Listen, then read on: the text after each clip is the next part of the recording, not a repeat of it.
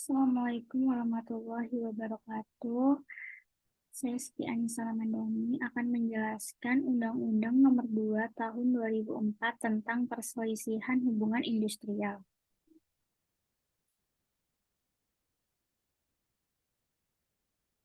Nah, Undang-Undang Nomor 2 Tahun 2004 yaitu Undang-Undang tentang Penyelesaian Perselisihan Hubungan Industrial.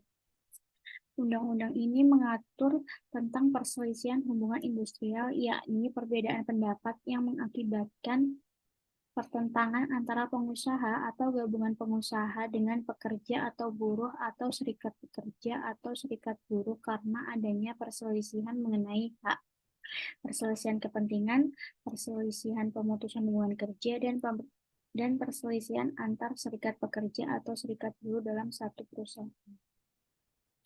Nah, perselisihan hak itu sendiri itu adalah perselisihan yang timbul karena tidak dipenuhinya hak akibat adanya perbedaan pelaksanaan atau penafsiran terhadap ketentuan peraturan perundang-undangan, perjanjian kerja, peraturan perusahaan, atau perjanjian kerja bersama. Nah, perselisihan dalam hubungan industrial merupakan hal yang kerap terjadi dalam dunia.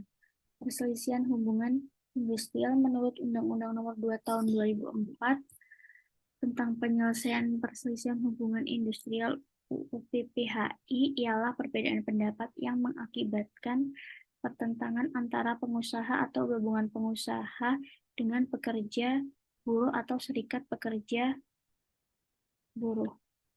Nah, perselisihan hubungan industrial dapat disebabkan oleh pemutusan hubungan kerja.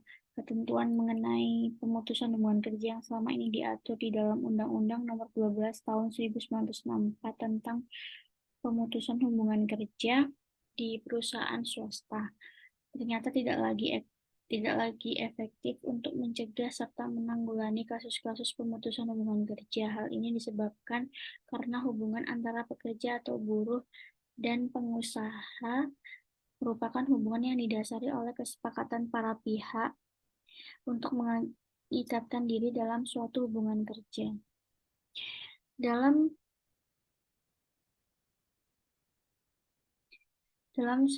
dalam hal salah satu pihak tidak menghendaki lagi untuk terikat dalam hubungan kerja tersebut, maka sulit bagi para pihak untuk tetap mempertahankan hubungan yang harmonis. Oleh karena itu, perlu dicari jalan keluar yang terbaik bagi kedua belah pihak untuk menentukan bentuk penyelesaian sehingga pengadilan hubungan industri yang diatur dalam undang-undang ini akan dapat menyelesaikan kasus-kasus pemutusan hubungan kerja yang tidak dapat diterima oleh satu pihak. Nah, faktor perselisihan hubungan industrial meliputi ada 4. Yang pertama, perselisihan hak.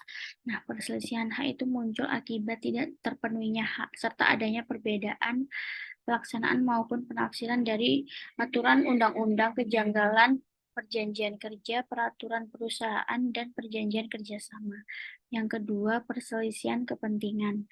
Nah, ini terjadi dalam hubungan kerja yang tidak memiliki kesesuaian pendapat, terutama perihal pembuatan perubahan syarat-syarat tertentu yang tercantum dalam perjanjian kerja atau PKB maupun PP, peraturan perusahaan, ini misalnya kenaikan gaji, uang makan, transportasi, dan premi dana lainnya. Yang ketiga, ada perselisihan hubungan kerja. Nah, itu adanya perselisihan karena perusahaan atau pengusaha melakukan pemutusan hubungan kerja. Biasanya terjadi akibat pendapat yang tidak sesuai dalam pengakhiran hubungan kerja dari salah satu pihak aja, misalnya perbedaan hitungan pesangon yang diterima pekerja atau buruh berdasarkan Undang-Undang Ketenagakerjaan dengan peraturan perusahaan. Yang keempat, perselisihan antar serikat pekerja atau serikat buruh hanya dalam satu perusahaan. Perselisihan antar serikat pekerja maupun buruh umumnya terjadi dalam satu perusahaan yang sama. Dalam banyak kasus disebabkan karena itu sepahaman tentang keanggotaan, kewajiban anggota, serikat pekerja, dan pelaksanaan hak. Nah, yang ketiga, mekanisme penyelesaian perselisihan hubungan industrial. Ada 3 langkah penyelesaian perselisihan hubungan industrial, yaitu melalui upaya bipartit, bipartit, tripartit, dan gugatan ke pengadilan hubungan industrial. Nah, perundingan bipartit itu perundingan antara pengusaha atau gabungan pengusaha dan pekerja, serikat pekerja, atau antar serikat pekerja dalam satu perusahaan yang berselisih. Pada prinsipnya, memang ketika terjadi perselisihan, upaya yang wajib diupayakan terlebih dahulu melalui perundingan bipartit secara musyawarah untuk mencapai mufakat. Nah, perundingan bipartit harus diselesaikan dalam waktu maksimal 30 hari. Namun jika dalam jangka waktu tersebut salah satu pihak menolak berunding atau tidak mencapai kesepakatan, maka perundingan bipartit dianggap gagal. Yang kedua, perundingan tripartit. Nah, apabila perundingan bipartit gagal, maka perselisihan hubungan industrial dapat dilakukan dengan perundingan tripartit. Apa itu perundingan tripartit sendiri? Itu perundingan antara pekerja dan pengusaha yang melibatkan pihak ketiga sebagai fasilitator untuk menyelesaikan perselisihan hubungan industrial ini.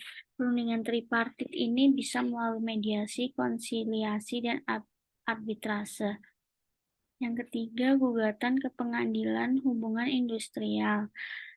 Nah, ini berdasarkan penjelasan di atas, maka gugatan ke pengadilan hubungan industrial dapat diajukan apabila upaya tripartit yang meliputi mediasi, konsiliasi itu gagal. Namun, tidak demikian jika perselisihan telah diselesaikan melalui arbitrase, karena tidak dapat diajukan lagi ke pengadilan hubungan industrial. Di tingkat pertama untuk perselisihan hak dan perselisihan PHK, di tingkat pertama dan terakhir untuk perselisihan kepentingan dan perselisihan antar serikat pekerja dalam satu perusahaan. Artinya dalam perselisihan hak dan perselisihan PHK masih dapat diajukan upaya hukum lebih lanjut, yaitu melalui kasasi ke MA. Sedangkan untuk kasus perselisihan kepentingan dan perselisihan serikat pekerja dalam satu perusahaan tidak dapat diajukan kasasi ke MA. Terima kasih. Assalamualaikum warahmatullahi wabarakatuh.